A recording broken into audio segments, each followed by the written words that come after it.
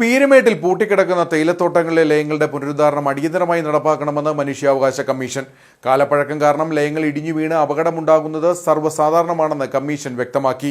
10 കോടിയുടെ ബജറ്റ് പദ്ധതിക്ക് ബന്ധപ്പെട്ട വകുപ്പിൽ നിന്നും അനുമതി നേടിയെടുക്കണമെന്നും കമ്മീഷൻ ആവശ്യപ്പെട്ടു.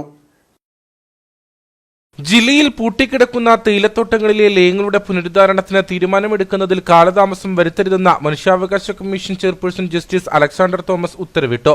കാലപ്പഴക്കം കാരണം ലയങ്ങൾ ഇടിഞ്ഞു വീണ് അപകടമുണ്ടാകുന്നത് സർവ്വസാധാരണമാണെന്നും കമ്മീഷൻ വ്യക്തമാക്കി.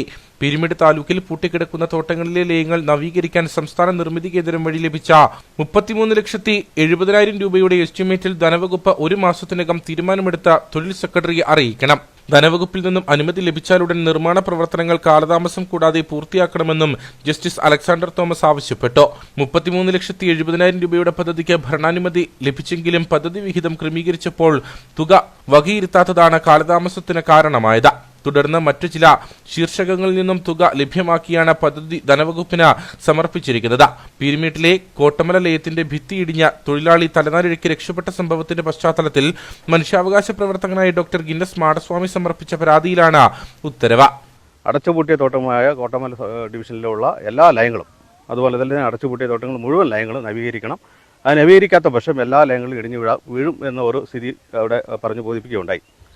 ഇപ്പോൾ മനുഷ്യാവകാശ കമ്മീഷൻ്റെ കർശന നിർദ്ദേശമാണ് ഉണ്ടായിരിക്കുന്നത്. ഈ ലയങ്ങളെല്ലാം എത്രയും വേഗം താമസം കൂടാതെ തന്നെ നവീകരിക്കണം എന്ന് പറഞ്ഞുകൊണ്ടാണ് ഉത്തരവ് ഇറക്കിയിട്ടുള്ളത്. അതുമാത്രമല്ല, ഈ വിഷയത്തിൽ അടിയന്തരമായി ഇടപെടൽ ആവശ്യപ്പെട്ടുകൊണ്ട് സർക്കാരിന് ഞാൻ നിവേദനം നൽകിയിരുന്നു. അതിൻ്റെ അടിസ്ഥാനത്തിൽ അടച്ചുപൂട്ടിയ തോട്ടങ്ങളിലെ 3-4 ഡിവിഷനുകളിൽ ലയങ്ങൾ നവീകരിക്കുന്നതിന് വേണ്ടി സർക്കാർ ഏകദേശം 33,70,000 രൂപയുടെ തുക പാസ്സാക്കിയെങ്കിലും എസ്റ്റിമേറ്റിന് തുക ധനകാര്യ വകുപ്പ് അംഗീകാരം നൽകിയെങ്കിൽ പോലും അത് ഇപ്പോൾ നിലവിൽ ഒരു സെലക്ഷൻ ലിസ്റ്റ്, മുൻഗണനാ ലിസ്റ്റ് പരിഗണിക്കുന്നതിന് വേണ്ടിയുള്ള ഒരു കാലതാമസമുണ്ട്.